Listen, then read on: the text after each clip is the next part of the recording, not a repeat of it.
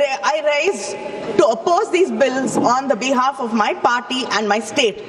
Let me start by saying that these three bills, disguised as if they are in support of the reservation of women, constitute the single greatest assault on Indian federal structure. Let me begin at the beginning, because this government always counts on the public not knowing the history. The history of the delimitation in India is at its heart the history of a promise made by the Parliament to the people of the southern states, Tamil Nadu, Kerala, Karnataka, Andhra Pradesh and Telangana. 5 states which have resisted the onslaught of the Bharatiya Janata Party and have stood out as role models for inclusive development. The delimitation process began in 1952. Soon after the Republic was founded. It was a constitutional solution to a demographic problem. How to balance the population growth with fair representation. All of us abided by the constitutional suggestions in Article 82 and 170. By 1973, when the Third Delimitation Commission had completed its work, there was a push for population control also. This national population policy was brought across the country to contain the growing demographic population, and it was exploding actually. So the first freeze on delimitation took place in 1976. This was fixed for a period of 25 years based on the 1971 census. Let us not forget that it was the Congress government, Madam Indira Gandhi's government, that recognized this issue and brought the bill. In the 1976 42nd Amendment, Parliament froze the total number of Lok Sabha seats to 543. This freeze was not a technical detail. It was a constitutional compact, a promise made to every family in India and South India that compliance with objectives of the national policy would not cost them their political voice. Over time, Southern India,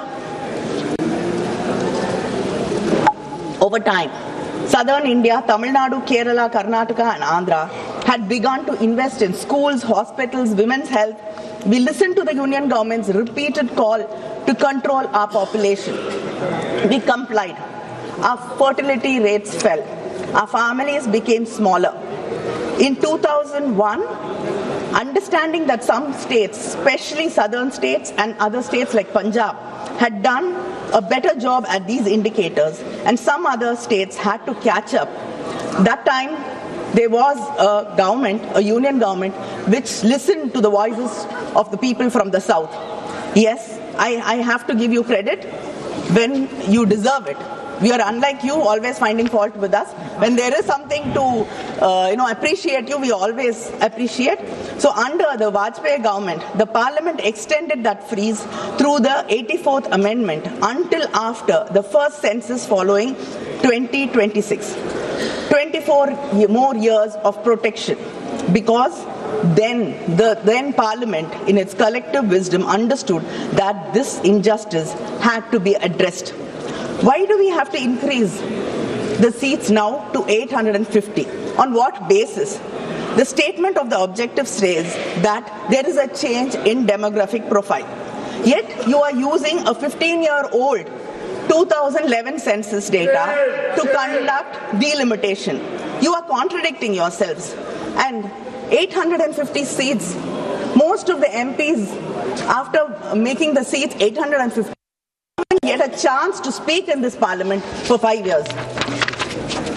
Sir, I want to tell this House about a family in Tamil Nadu, a mother and a father, first generation.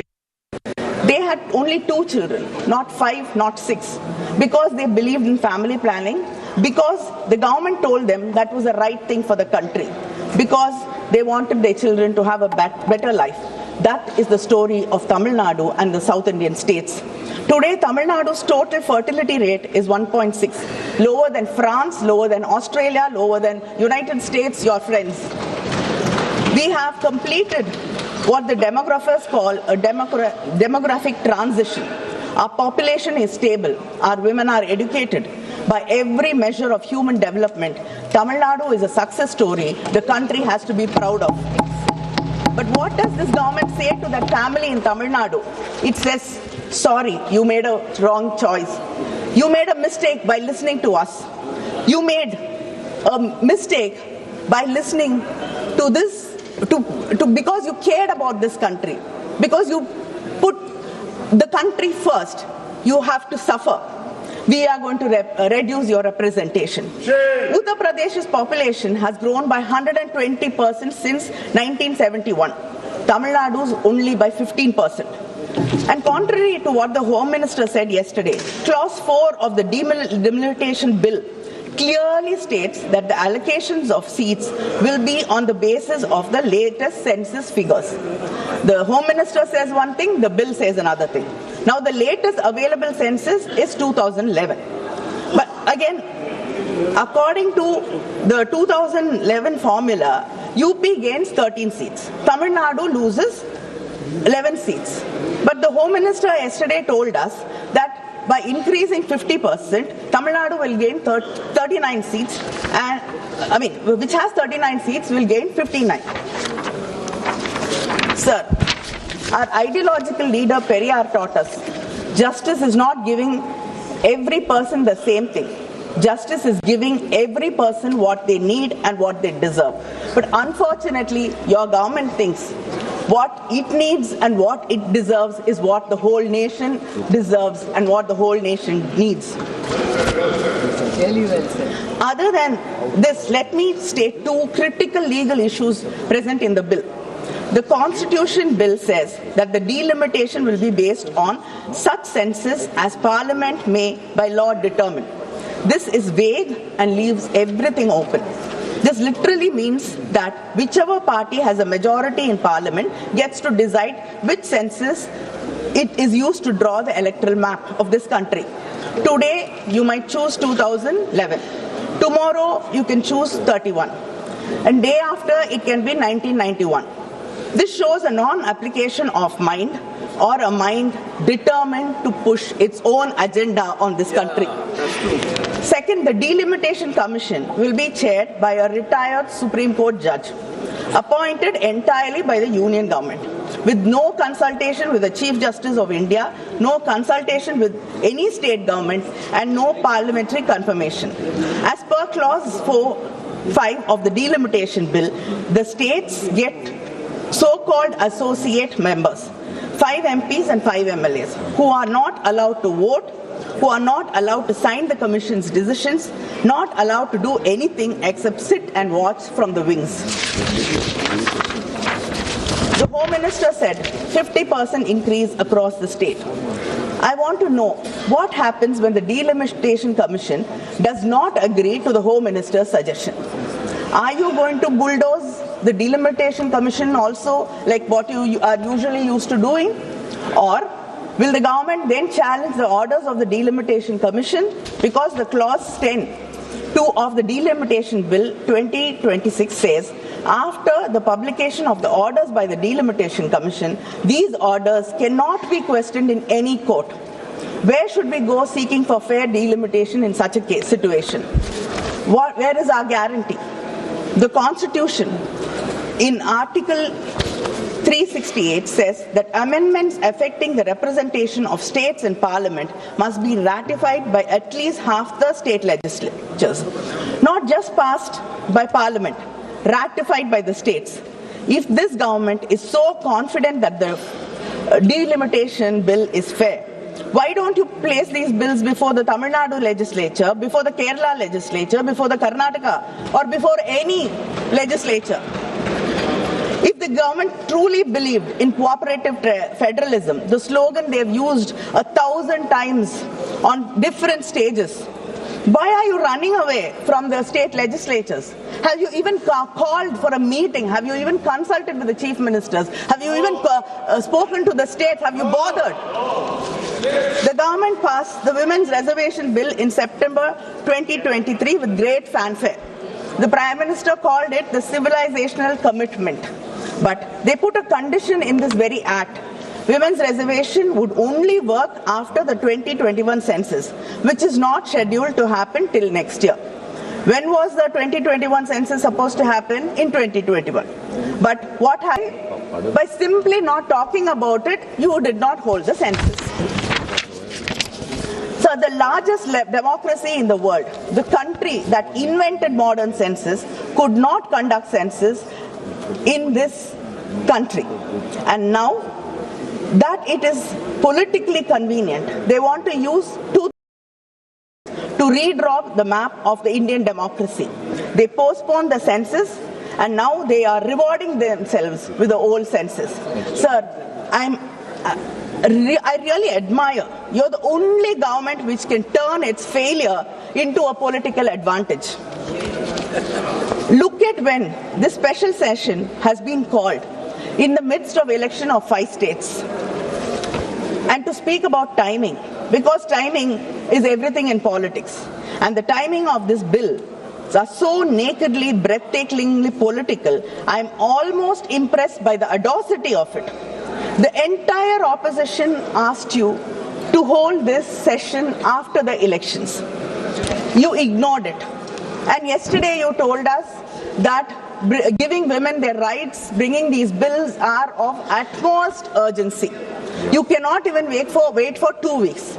But you came to government in 2014. The entire opposition has been requesting you to bring the women's reservation bill. All the leaders in the opposition have written to you. Our leader, our Chief Minister M.K. Stalin has written to the Prime Minister saying that the bill should be passed. The DMK women's wing had a rally in Delhi asking for the bill to be passed. We've raised this issue thousands of times in Parliament. And for more than a decade, you did not see or understand the urgency. But today, you can't even wait for 2 weeks. And you want to believe us that you care about women's rights.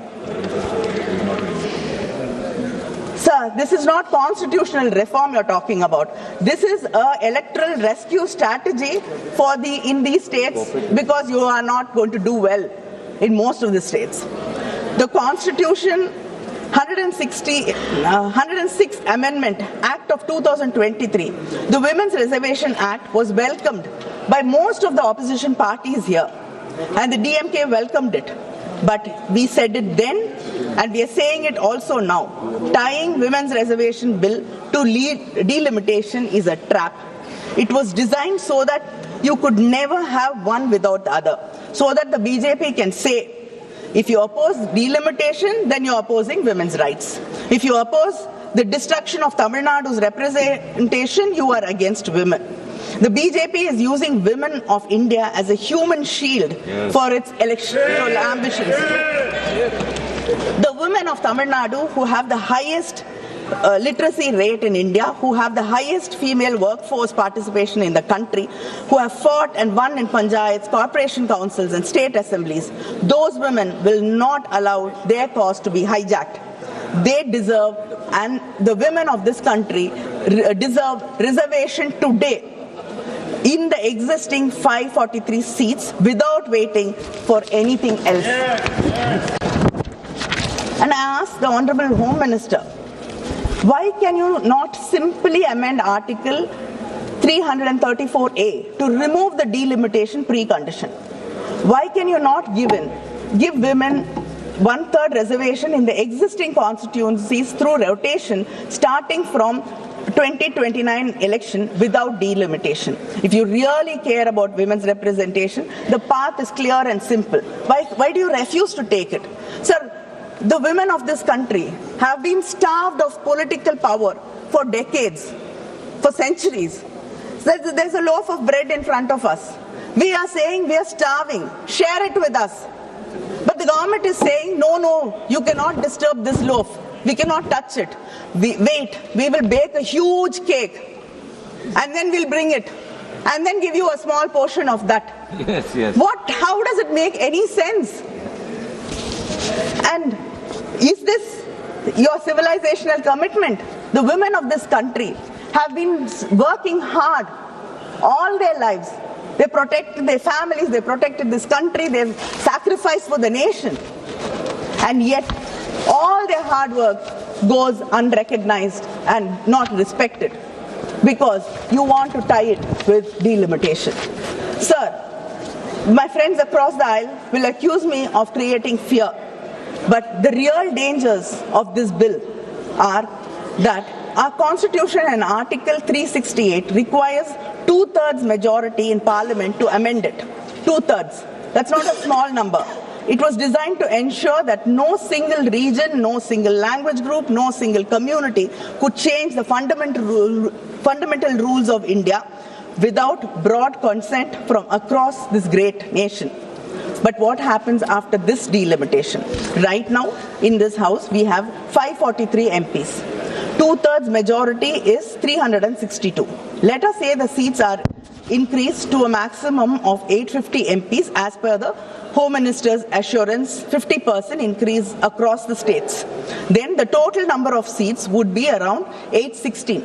Uttar Pradesh, Bihar, Madhya Pradesh, Rajasthan, Haryana, Uttarakhand, Chhattisgarh, Jharkhand, these states together will hold somewhere between 400 to 420 seats in an expanded 816-seat Lok Sabha.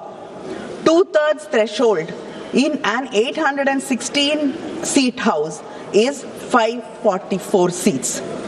Add the smaller BJP-aligned states like Gujarat, Himachal or whatever, and the arithmetic becomes terrifyingly clear. The heartland can approach a constitutional amendment majority without a single vote from Tamil Nadu, Kerala, Karnataka, Punjab, Andhra, Telangana, West Bengal or the Northeast. So this is your plan.